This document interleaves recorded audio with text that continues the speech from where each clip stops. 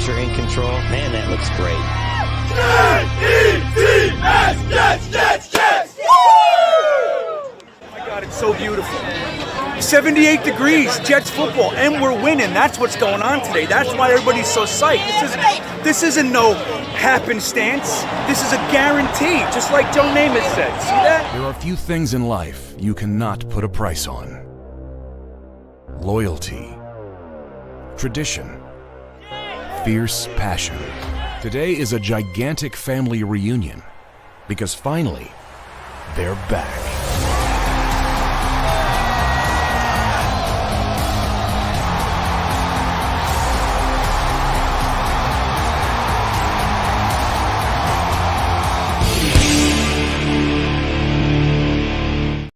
Well, good morning, everybody. Here we are again. This is a fun New York Jets Thursday in 2023. We are rocking. The New York Jets know exactly how to start an off season, don't we? We don't waste any time.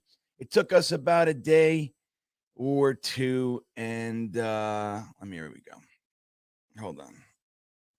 A day or two, and we are already in the news, not because of anything good, any positive stories about which players are going to make an impact this week in the playoffs or anything like that. Nope. Geez, these lights. It's about, we are once again continuing this carousel of coaches. This is now the 8th offensive coordinator in the past decade or so. Now, I know a lot of Jets fans are happy about it. Some Jets fans are confused. Some Jets fans are against it. I'm somewhere in the middle. But no matter where we stand, the news is Mike Laflaeur and the New York Jets have mutually parted ways. Mutually. What do you think of that, guys? You buying it? So there's a lot of stories. A lot of stories coming out. And look, whether or not any of them are true, we don't know. We don't know. There are a couple different ideas. One is that they wanted to keep him. The New York Jets wanted to keep Mike Laflaeur. And they were kind of, they were talking about it, but they ultimately wanted to keep him. And then there were calls about Mike LaFleur's availability. So they saw the opportunity. Said, hey, man, you're kind of embattled here. A little bit, we're going to bring somebody else in to kind of work with you. And you got an opportunity to make a clean break. Why don't you go do that? And he said, sure. And that's a nice, warm, fuzzy way to think that this went down. Then there's the other story that people within the organization, now who that means, is it Joe Douglas? Is it Woody wanted Mike LaFleur gone? And Robert Saleh was the defender, and he lost. There's that story. Then there's the other story that everybody just clearly Mike LaFleur needed to go, and the Jets made that decision. So there's 3 basic stories out there. We don't know which one it is at this point. We're all going to believe what we want to believe. What I will tell you is this. The Jets' job might not be the most attractive for this particular position right now. Do you see it? And we'll talk about why. Philip Bogachuk's in the house. Phil Adams is here. Rusty Spooner waking up nice and early with us this morning, and he's talking about the playoffs. We're going to talk a little bit about that as well. Excuse me. We'll see exactly. I mean, look, dude, if you ever saw a team limp into the playoffs, it's the Miami Dolphins. And it's not even like the New York Jets in 2009. We needed some help. We needed the Colts to sit Peyton Manning and put in Painter. That's different. We were still a team that was together. We had our team. We needed some help, but we were still a team. The Dolphins quarterback situation is rough. And I think going and playing the Buffalo Bills, I foresee a slaughter. That's what I see. Now, maybe I'm wrong. Who knows? Maybe Skyler ends up waking up and having an amazing game. Who knows, right? But it's going to be interesting talking about the playoffs this weekend. We'll thin the herd, as they say. Some of the teams that squoke in at the end there, we'll see exactly how long they can make it. But guys, good morning. This Thursday is an interesting one. I want to really check and gauge how you guys are feeling about this big move. And there's a big one. There's a couple more things we'll talk about, like Chad Ochocinco's in the news for the New York Jets this morning. But we'll try to find out and put a finger on how we're feeling about this LaFleur thing. Yesterday, there were reports coming out in the morning from Texas. The Jets fired Mike Laflaeur. Then there were reports from New York Jets beat. He has not been fired. Then we waited a few hours, and somebody else said, no, he's been fired. And then somebody else said, no, he wasn't. And we went through this all day, which gives the illusion, or the impression, I should say, that the New York Jets were having deliberations, right? Doesn't it give that feeling? It does give that feeling. So I don't know. Let's see how you guys feel. Thomas Cahill's in the house. J-Man Hop. Let's see. Kevin says, I said after the Jags game, LaFleur was gone. I think Garrett gave him the final blow, saying the Dolphins knew the plays they were running. Not a good sign. Not a good sign at all. Daniel Yanez, Greg Olsen. He's a name we were talking about just last night. With the Beanbaggers, we were having our little all-22 breakdown of some of the great defensive plays of the 2022 season. And Greg Olson's one of the guys that came up. I'm real curious to see which way we go. That's right. We're doing a little bit of funk in the morning, a little funk vibe for Phil. Jetasonic, good morning. Good morning. Curly Norman's here. Good morning. Nauer Power. Nagy. Salmon Jets wants Nagy, the recently fired offensive guru coach for the Bears. Now, maybe he was a good offensive mind when he got the job, but the last couple of years, man, there are reports that he's partially responsible for the Trubisky fall from grace, and then the Justin Fields decisions. Everybody was thinking, what the hell is Nagy even thinking? And it gives you the impression over there that maybe Justin Fields was drafted and Nagy didn't really want him, that kind of a thing. But he's a name we can talk about.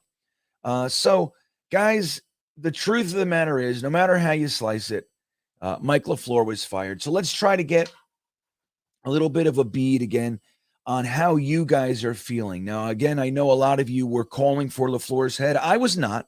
Now, I had lots of issues with Lafleur, as you guys know. Particularly situational. I got I always got the feeling that Mike Lafleur didn't really know what was going on in the game. He didn't really have that ability to alter and adjust and like see something and go, ooh, let's do this. I was going to do that, but let's do this. He didn't ever give us the impression that he was doing that. He was always more like he's just sticking to his plan no matter what. A really great example of that was when Max Mitchell went down and we had to stick Connor McDermott in there, who think what you want about Connor McDermott. We chose to move AVT from his guard spot to cover what Connor McDermott was doing and start the rookie over him. So, when Max Mitchell went down and Connor McDermott had to come in, it's not what we hoped, right? So he comes in at right tackle, and what does LaFleur do that play? Clearly, he had this already scheduled to be, already the idea called. Instead of changing and saying, holy shit, well, I got a guy over there in his first play at right tackle. He's not the best right tackle, so let me kind of protect that and do something. Nope. He ran right behind him. He ran the play directly behind him. It was a trick play. Michael Carter had to throw the ball back to Zach Wilson. It was completely dependent on McDermott having a perfect play. It was dependent on that. So it doesn't seem sometimes Mike LaFleur really has an understanding of what he's looking at. Now, I'm sure he does, but it doesn't look like he's able to adjust. And the play ended up being a blown play. It just didn't work, but it wasn't because of McDermott. McDermott actually did a good job on the play.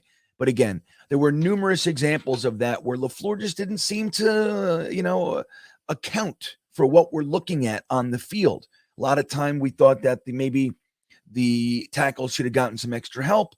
And he would, he would do that here and there, but he didn't do it in the way that maybe a lot of us thought that he should. Now, Rolig is upset about the move. Upset.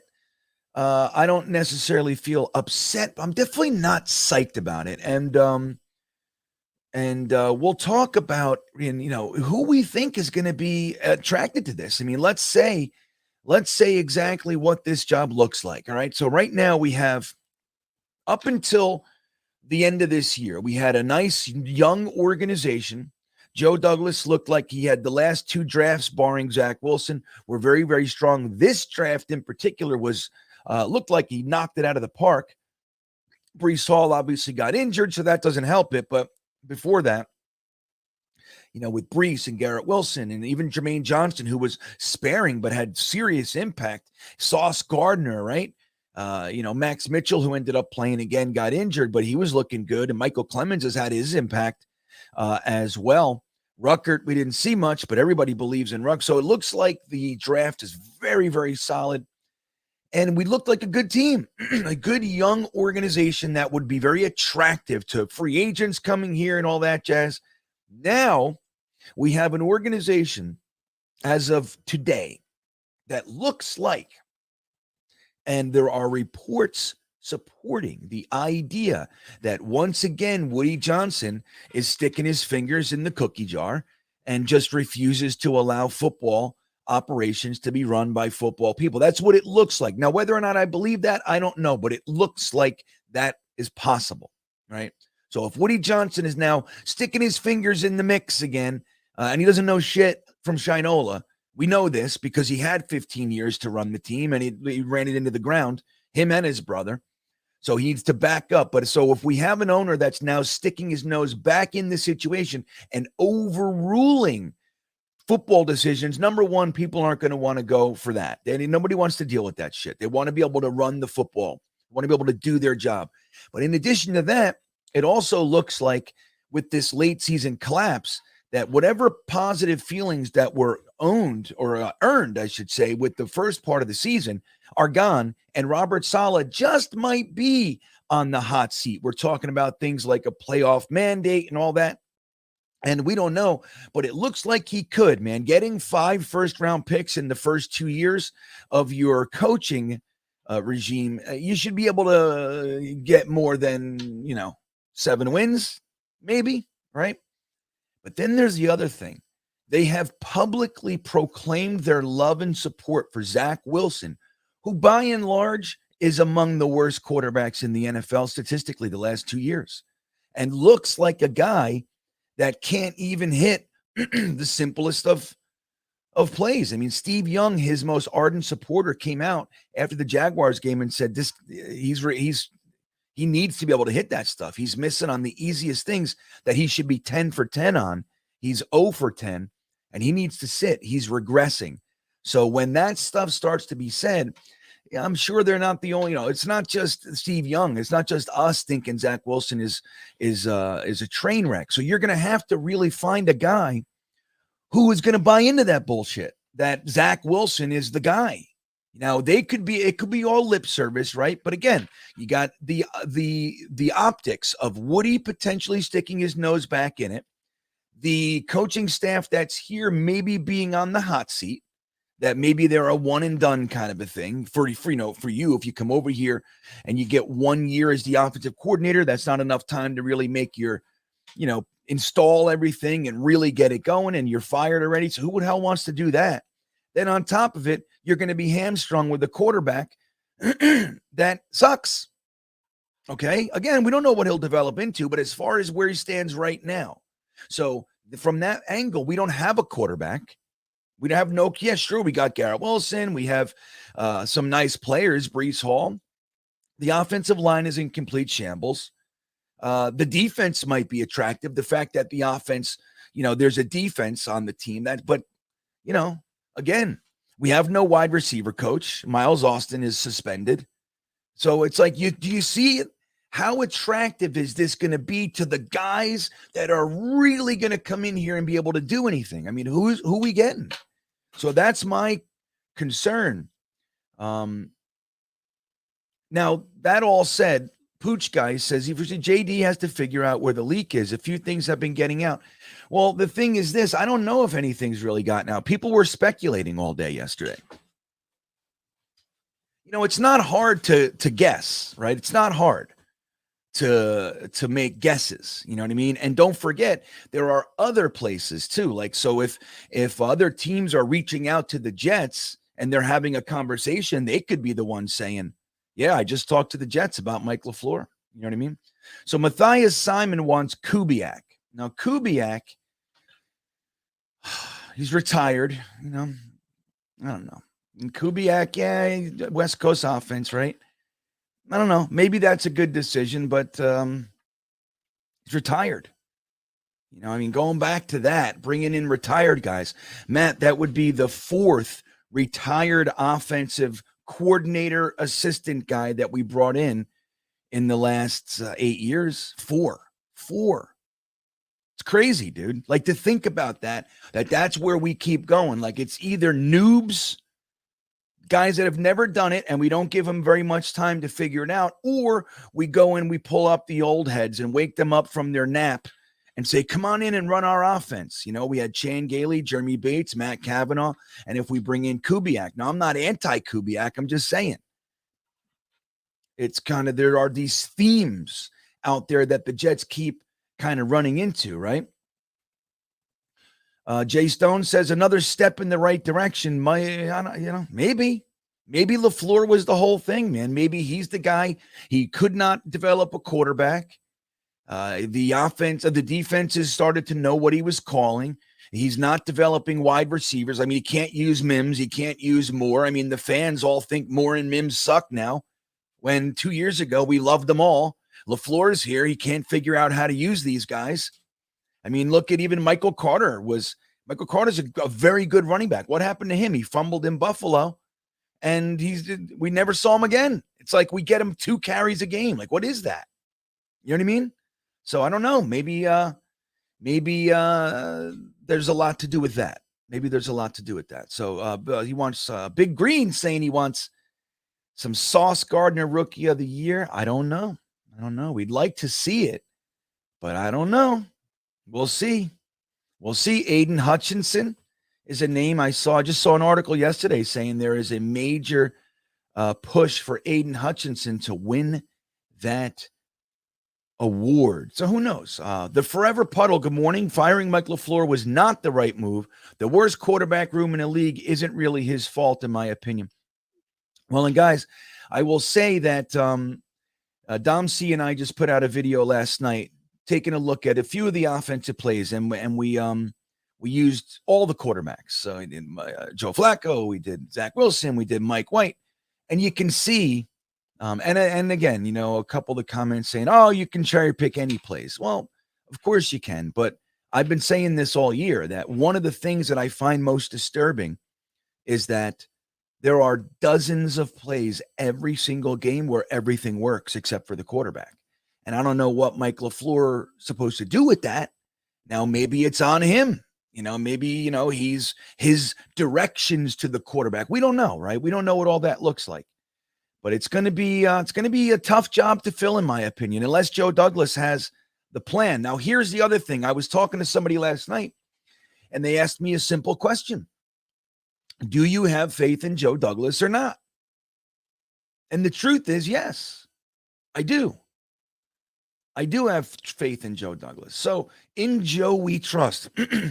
It's hard to believe that he would do this without at least some semblance of a plan. And it's also, let's not fool ourselves and think that Joe Douglas is just starting this process last night. He's obviously been thinking about this. Even if it's contingency, you have to kind of, at least get in order what your thoughts are. You can't go into this and fire somebody and go, all right, what do we do now? That would be a mistake. Well, J-Man Hop, this is the story. This is one of the stories that we're hearing. Do you think it's possible that LaFleur wants out to pursue other opportunities? I think it's very possible. Look, let's be real here. Let's add, like we said, there's a few negatives here. One could be Woody. One could be the fact that the organization might be out next year. Another one is the fact that our quarterbacks have been atrocious. I mean, again, when you look at the tape, there's a dozen plays every game that we simply don't hit because of the quarterback, right? You can say offensive line, sure. There are offensive line issues. There's drop issues, sure. There's all those things. But the main culprit consistently all year has been the fact that our quarterbacks just don't scan the field. They're unable to process. They can't see open guys. And then when they do, they miss them a lot of time. So I don't know, but like add to that, guys. What other team has people waiting outside to hurl insults when you have a tough day? You know, we have all that shit going on too. We have the media trying to make the story bigger. And there's a lot of stress here. I mean, again, people say, whatever. Don't be such a wuss. Maybe. I'm with it. But on top of it, it doesn't help, right? So there's all those things. Maybe LaFleur said, I fucking hate this place. Get me out of here. Maybe. That's very possible, right? Salmon Jets says, Salmon, right? Salman, that's what I'm saying. He thinks LaFleur was gone before the last game of the season. Maybe. I mean, it looked like it. The offense was toast. Yeah. Luke says, plenty of teams with backup quarterbacks were putting up 20, 30 points per game. Yeah. Well, and the other thing that, look, one of the positives up until these final 3 weeks was that any quarterback that came into the Mike Laflaeur offense for the past year and a half was able to move the ball. You know, I think that part of the issue is the fact that Mike Laflaeur in the red zone isn't very competent, man. Again, dude, we were first in goal on the 1-inch yard line in Minnesota. We didn't get a touchdown. Why? When you have James Robinson, who's sitting on your bench, whittling wood. So it's going to be interesting to see. I think Jets Chaos is here. Good morning, Jeremy. Let's wake up the world. Hit that like button. There you go. So yeah, let's get down to this super chat here. I know you guys are talking. It's so good. It's hard to keep up. You guys are the best. A fungus among us says Zach is terrible, and Mr. Terrible says Carr is worse. I I can't imagine where the foundation for that is. Jets Forever wants Bieniemy, the guy who has interviewed for head coaching jobs every year the past 5 or 6 and has not gotten one. So there's something there. I don't know. I'll tell you what, who I wanted as our offensive coordinator number one, I didn't want, Saleh wasn't my guy, right? But when we hired Saleh, the guy that a lot of us wanted for offensive coordinator was Kafka from the Chiefs. That's the guy who's really working with, Mahomes. And Bieniemy just he's in the middle there. He doesn't, Kafka was widely regarded as the guy working most closely with Mahomes. And he goes over, Dable plucks him, and he looks fantastic. But that's, Dable's another offensive mind too, so who knows? But Bieniemy, to me, I don't know, man. Bieniemy's fool's gold. I think there's a reason why he keeps not getting the job. And he's already an offensive coordinator. Why would he do a parallel over here when he's with the Andy Reid Chiefs? He's in the playoffs in the Super Bowl. Why would he come here? You know what I mean?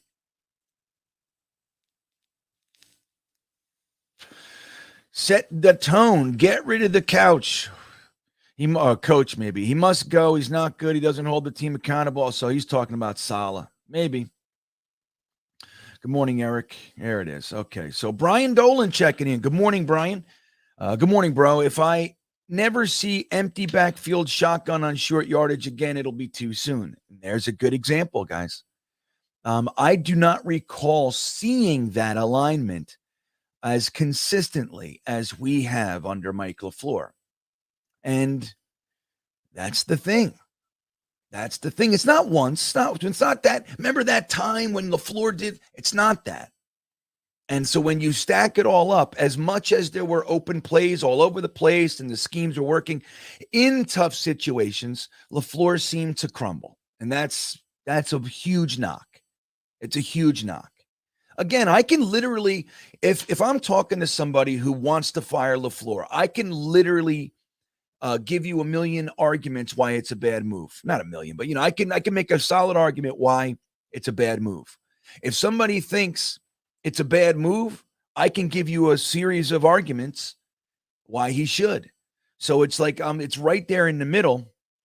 My only hope, guys, is twofold. One is that Woody's not in this damn decision-making process. Get the fuck out of here, Woody and Chris. That's what I hope. Okay? Well, they're good owners as far as the money goes and all that sort of stuff. That's fine. Get out of the football decision room. And if they're the ones making pressure, then it's no good. If they're feeling like fan pressure in media and Woody does, then that's a huge problem. The other problem is this whole Zach Wilson thing, man. The other problem where you got to get somebody who believes that Zach is the man, and that's going to be hard to find, especially for somebody who's accomplished in any capacity. I mean, you guys ready to hire another guy who's a quarterback coach getting his first OC job? You know what I mean? But I'm with you, Brian. I'm with you, buddy. June, the GM. Let's see what the GM has to say. Joe D has failed to put together a solid O-line. Let's be serious. I disagree entirely. I think no general manager could weather 6 injuries to the offensive line, to the tackle position. And I don't think the offensive line was even the issue. Not that they weren't an issue. But again, there were so many plays, June, that the offensive line gave more than enough time. Check out the video I just put up. You'll see. That's a few plays.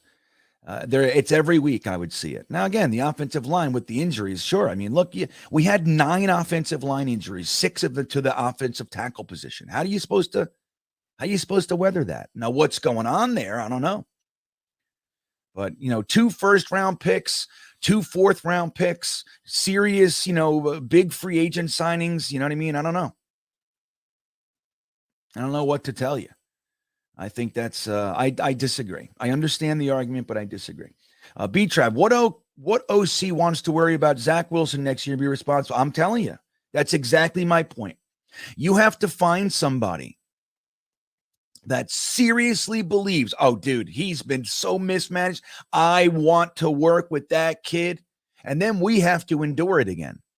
Right. So how likely is it that you're going to find someone that wants to work with Zach Wilson? I think Joe Douglas and Robert Saleh are going to have to say, look, we're going to develop him, but he's not the guy. We're bringing in Derek Carr, or we're bringing in this guy, and don't worry, we got it all worked out. They're going to have to do something like that, because anybody, if they're sitting down with an offensive coordinator, let's say Greg Olsen is sitting down for the interview and he says, well, all right, well, who's our quarterback? What are we doing at the quarterback position? And he says, dude, this kid, Zach Wilson, we think he's going to go. 9 out of 10 are going to go, I'm not hitching my cart to that. I'm just not. Whether or not he's a talented young man, they're not going to hitch their cart to the Zach Wilson train. I'm just telling you, man. I'm just telling you. Yeah, that's the thing, B-Trav. But again, I mean, there was lots of reports out there with Andy Reid and the Chiefs that Kafka was the guy. Or Kafka, right? Kafka. Maybe it's, I don't know. That's an Indian dish. Mali Kafka. I really love it. It's Kafka or Kafka. Forgive me. But yeah, he was the guy. You know who I wanted was I wanted Kafka as the offensive coordinator, and I wanted Aaron Glenn as a defensive coordinator. That's what I wanted. That's what I wanted. And if not Aaron Glenn, I wanted Chris Richard. But hey, this year, Ulbricht's doing fine. Yeah, he's fine. But I'm with you. Let's see what we got here. Let's see what else we got. Louis Bernard. LaFleur just didn't play to his players' strengths. He's more of an executive. Yeah, I think so too. And that's one of my biggest issues. And you know what what bothered me is that, so LaFleur comes in here and all these players that never had issues before are suddenly problematic. And Jets fans bid it and we all hate players now. You know what I mean? It just doesn't make sense. And I think one of the things they told us was that we are going to play and create the offense around the players' strengths. We said, yeah, finally. That hasn't happened. It has not happened, man. You either fit into this or you can't play. I mean, look, dude, again, I hated what Elijah Moore did. I will never defend what he did. I can't stand it. It was the wrong move. And I like that they benched him and did all the, whatever. But the truth is, you got to find a way to use a guy like that, man. If he was on the Niners, if he was on the Chiefs, he's lighting it up. Lighting it up. The fact that we have Garrett Wilson, Elijah Moore, Denzel Mims, like the fact that we can't find a way to get those guys the ball is a problem. They're open. They're open. T. Rivera, good B. GreenBean, fire Woody. We need a new one. That's the thing, T. Rivera. There's literally no way to do that. I mean, what do we do? That's the owner. That's the owner. It's like, like when your father would say, you don't like my rules, get out. While you're living under my roof. You know what I mean? That's Woody. When you're living under my roof, you will obey my rules. And Joe Douglas can put his foot down and say, no. He can. And that the only way they can get around that is by firing Joe Douglas. Joe Douglas is the executive. Joe Douglas makes the decisions. If Woody is pressuring him, Joe Douglas can say no. He can. No, I'm not doing that. It's a terrible move. I need you to get out of my office. He can. But then the only move that Woody has, because Woody's not in charge of the football operations. If he contacts the NFL and does all this stuff, like that has to go through Joe Douglas, unless he fires Joe Douglas.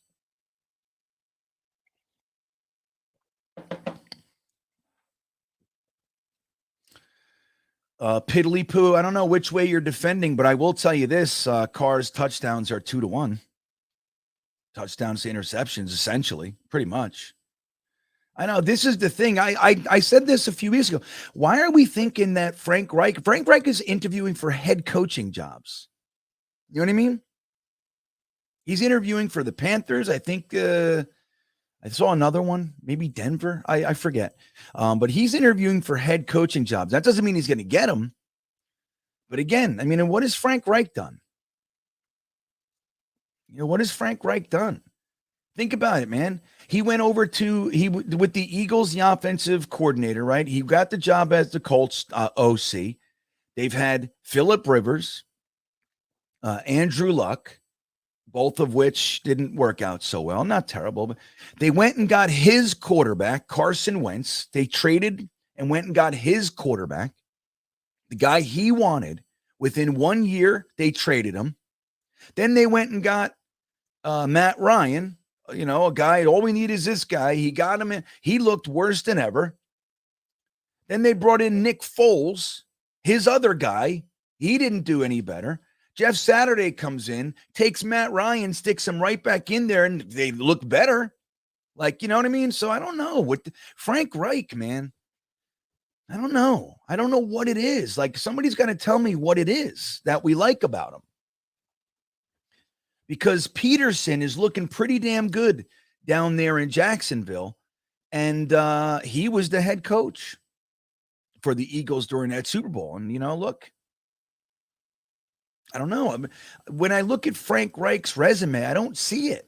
I'm not saying he wouldn't be a good hire. I don't know where the support for it comes, other than that's the name I know. It's like you hear Kubiak, you hear Frank Reich. And it's like, all right, why? Tell me why. What quarterbacks have we developed? Where's the offensive prowess? Arbiv, what's up, buddy? Says, in your opinion, was LaFleur better than Jeremy Bates and Adam Gase? Yes. In my opinion, yes. When I looked at, now admittedly, I wasn't watching all 22 film the beginning of Adam Gase. It was the second year that we were able to start watching, at least for me. And I started watching the offense, and it was brutal. Like, what I'm seeing now, the reason that I'm kind of a little cooler on the idea of firing Mike LaFleur is because I saw so many plays that were working, and week after week after week, the quarterback didn't hit it, right? Even with the offensive line, there was enough time, more than enough times. Now, Gase, when I would watch it, it was like nobody was open. The routes were like, it looked like mud. It looked like mud. Jeremy Bates, I don't know. I don't recall. I liked Morton better than I liked Bates. The guy John Morton that we had before him. He looked good. But the rumor is Bowles wanted more of a ground and pound, and Morton was kind of airing it out.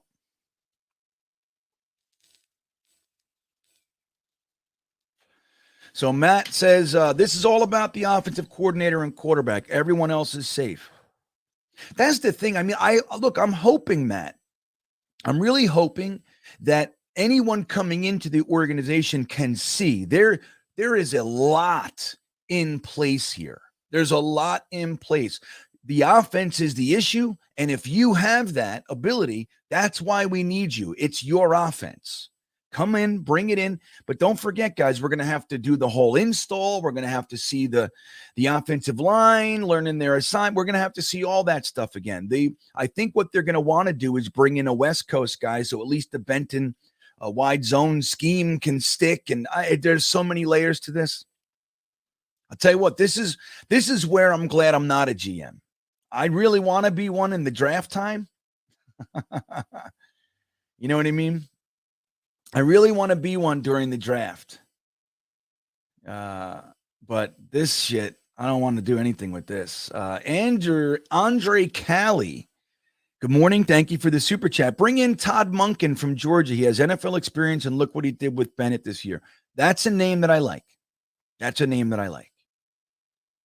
Although we couldn't do shit with Winston, right? Jameis Winston. But he did. I mean, Winston had 33 touchdowns. I think that was the year, right? 33 touchdowns. He also had 33 interceptions. So I don't know. Monken's a name I think has some merit. You know what I mean? Like, that's a name, like, you look and there's a track record, right? Now, his thing in Cleveland, there was a stupid hire in Cleveland. I don't know why they did that. When they hired Todd Monken, I thought to myself, really? But what about Freddie Kitchens? I know he's the offensive coordinator. The head coach now, but he has a different system. Like, they're going to butt heads, and they butted heads. We heard the reports like the second or third week in training camp. They were already butting heads. I don't know. It was a silly move. So you can't really tack that season on them. And that was Baker's second year, and they still did some nice things. But I think Todd Monken is a name that makes sense to me. I don't know how well the systems mesh and all that jazz, but it's a name that makes sense. Indy says, what's up, Indy? Reich and LaFleur both lost their jobs due to horrible offensive line. And where's quarterback play number one? I mean, look, there's a lot to be said for that. It's the truth. Again, I think the offensive line, while it wasn't great, is still not the reason, man. It's not. From me, it didn't help. But I think the other piece that you say, the quarterback play was atrocious, man. I've never seen quarterback play this bad. Never. And that includes Sammy and Frank Reich and Bubby Brister. And it's an interesting thing to watch. And then obviously Breece Hall, we won 2 games after Breece, but they got to figure it out. And honestly, I think you brought in James Robinson. They probably should have used him. He's an NFL back. It is what it is. It worked the first week, the first 2 weeks that they used him, he looked good. Don't forget that Buffalo drive when we owned the fourth quarter in Buffalo, that was largely James Robinson. And then all of a sudden we just didn't want to use him again. JR Jet, what's up, man? What up, G Beezy? Carr/Adams. Well, I mean, that'd be delightful, wouldn't it? Wouldn't that be wonderful? How that can happen, I don't know. You got to explain it to me. JR. Rob Rigioni, good morning. Good morning, GreenBean. It's going to be a long off season talking until we high. I know. It really is. Cahill checking in. GreenBean, accountability is important in itself. Indeed. Well, but who do we need to be accountable?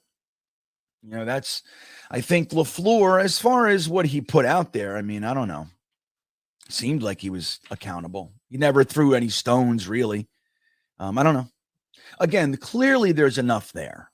My concern is who's going to be able to backfill this, because sometimes making the change for the sake of change isn't always the best move. Sometimes.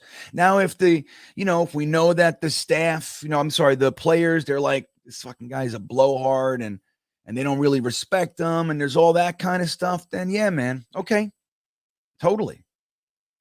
But let's bring up the last thing of the day. So did you guys hear? Obviously, we know that, let me see, that Miles Austin, our wide receivers coach, who, Garrett Wilson looked really great, right? He did a good job with Garrett Wilson.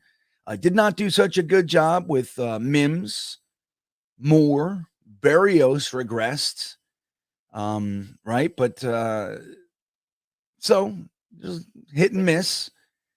But he's going to be suspended because of the gambling thing. Now he's fighting it, but they never win. Right?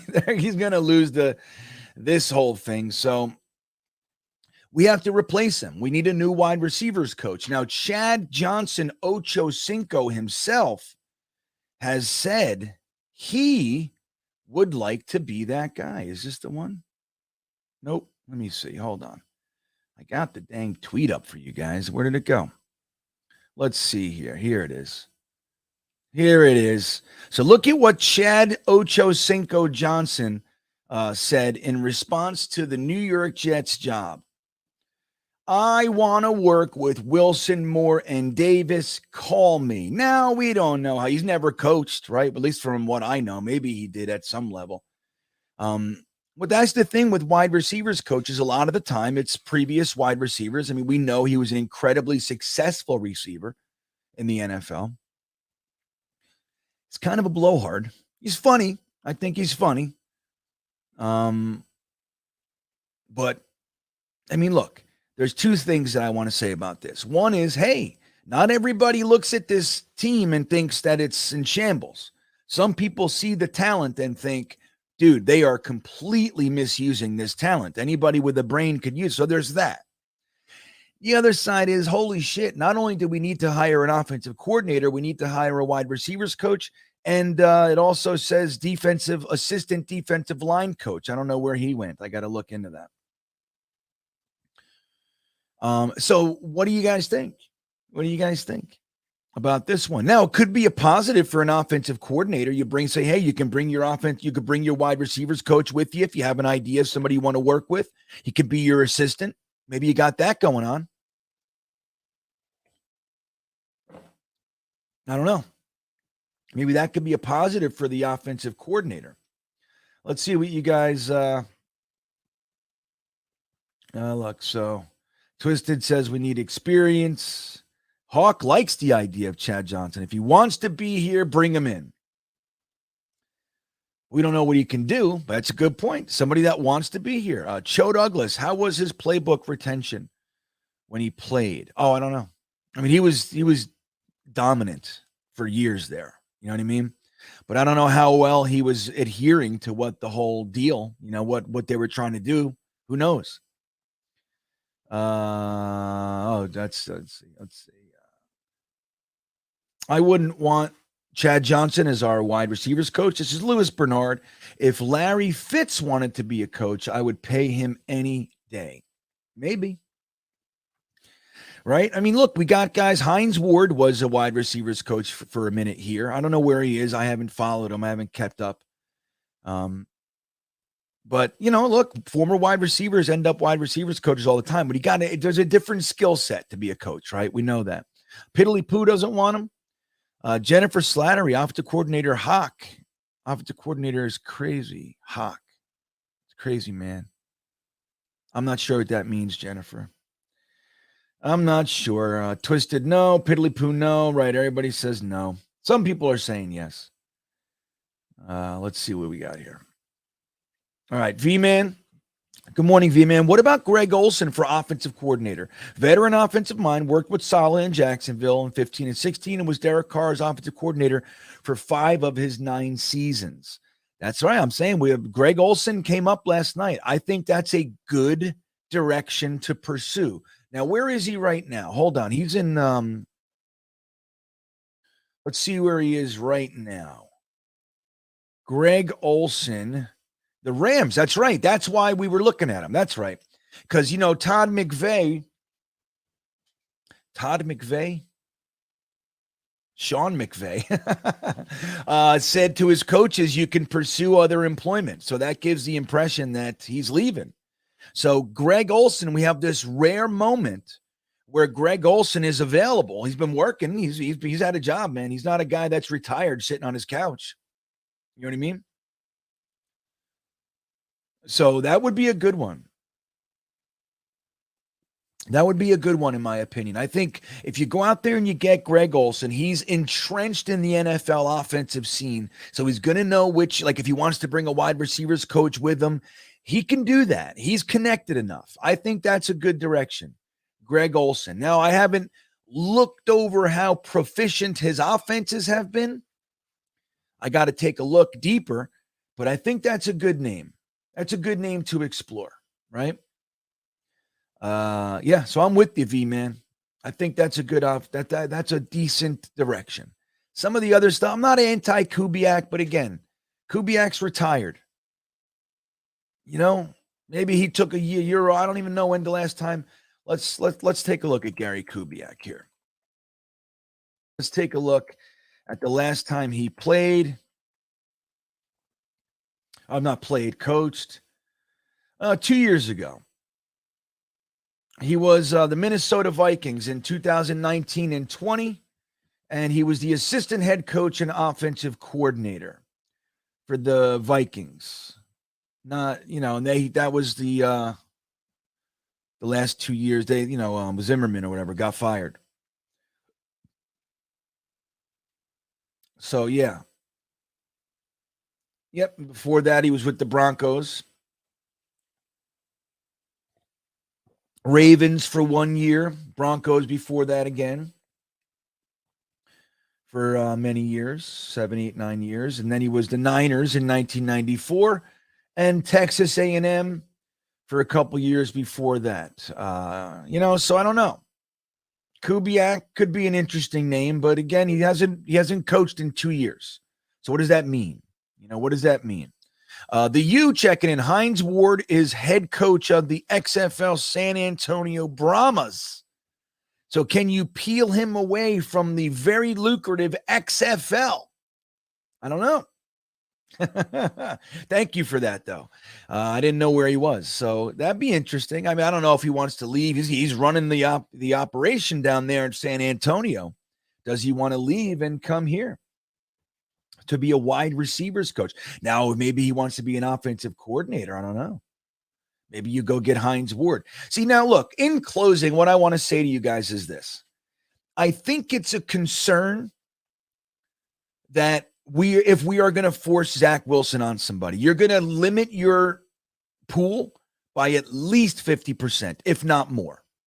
The other thing is, are we telling somebody that they have to fit into the system that's kind of already here, with John Benton and the like?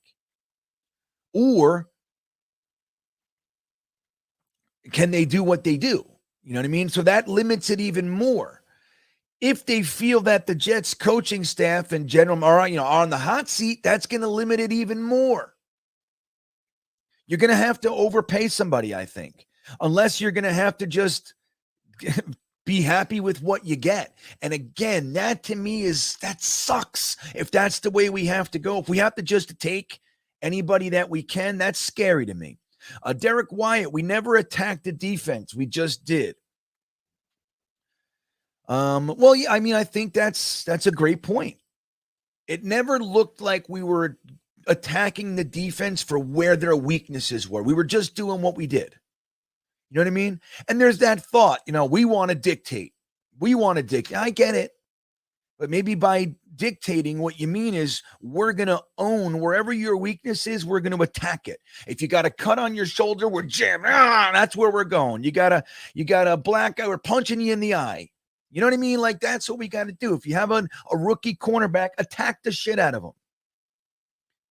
You know what I mean? You got a rookie or third string offensive lineman, you're going to blitz right there. You know what I mean? And that's defense, of course, but the whole thing. So I don't know. All right, V-Man, last one for the day. I got to go take my daughter to Culture Club today. We're doing Canada. I made Bannock bread last night. Some of the best damn bread I ever did see. If you guys, I'll show you the loaf before we go. I'll tell you, man, you're going to be impressed with good old GreenBean over here. I'll tell you, man. Look at this. Oh, my goodness. All right, so V-Man checking in. 2020 Raiders were 10th. Let me see here. All right. The 2020 Raiders were 10th in passing per game and top 10 in yards per game in 2020 and 21. Carr averaged 4,056 yards, 22.2. What's that per? 10.6 interception. Okay, touchdowns. 66.2%, 93.4 passer rating under Olsen. Seems perfect. Go get Olsen. Go get Carr. Trade for Devontae Adams, give him Elijah Moore, Denzel Mims, fucking CJ Mosley. Go over there and get this offense done. Look, if we come out of this, guys, with Greg Olsen and Derek Carr, I'm going to feel pretty damn good. Even if it's just Greg Olsen, I'm going to feel good. I like Greg Olsen. All right, I do. I like him as a candidate. And V-Man just laid it down for us. Now, guys, before I go, I want to show you, this is called Bannock bread. Look at this loaf. Look at this loaf of bread GreenBean made, huh? Come on. You know you love it. I never made Bannock bread in my life. Now look at this other loaf. See how it has another slit over there? This was a smaller loaf. It makes you think I almost have a theme going on, but it's not. That just happened. That's a complete mistake that they both do the same thing because I don't know what the hell I'm doing. Me and my daughter made that. But anyway, guys, I'm going to run.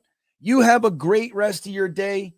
Look, we got big shoes to fill here, man. You know, we got to make sure that it's an improvement. The Mike Laflaeur thing, we have to make sure, guys, that it is an improvement. I really would be disappointed if we go get another young buck that's going to have to figure it out. He's 32 years old and the team, same scenario. I just think that we've proven that that's not the way we want to go with this organization. So I don't know, man. Guys, listen, have a great rest of the day. I will see you tonight for the Thursday Thick of It, 8 p.m. Don't forget to hop in there with us, and I'll leave you with this one because this is the month that we find out if Joe Klecko gets in, and we're going to keep this theme going. Have a great day, guys, and go Jets. As a Hall of Fame voting group, we need to re-examine some careers, and I think we need to re-examine the career of Joe Klecko. Dang, I want to see how I do against this guy because he was the best. Left guard can't handle Klecko. Just knock the crap out of the guy across from you. Intensity, bottom line. Never take a play off. He was incredibly strong. His just pure raw strength. He was the same every play. Ball zone. It was an incredible accomplishment to be dominant at one position in the NFL in your career, but to be dominant at three positions